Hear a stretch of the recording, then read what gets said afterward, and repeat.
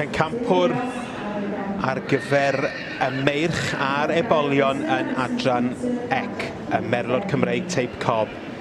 Ac pob chwarae teg, Pencampwr, gwrywaidd yn y sioe eleni yn mynd i Gwenllan Madog yn nillydd dosbarth y meirch. Derek Dykes y berchenog a Joanne Nicholson.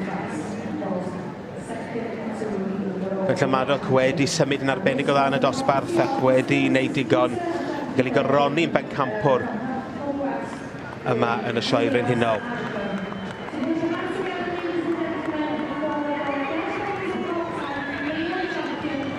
Gwenllan Madog, Pencampwr gwrywaidd y sioe frenhinol yn yr adran ec y Merlod Cymreig teip cob.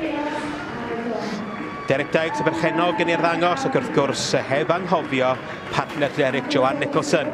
Dwi'n siŵr sydd wedi bod yn gweithio'n galed i baratoi'r ceffyl yma. Ac yr ilon gyfer, swap a chwan. Derek a Tony Newman oedd yn ail yn cymryd y gi o wobr. A mynd i'r ddangos i hynny o flaen yr eisteddle, pob chwarae teg.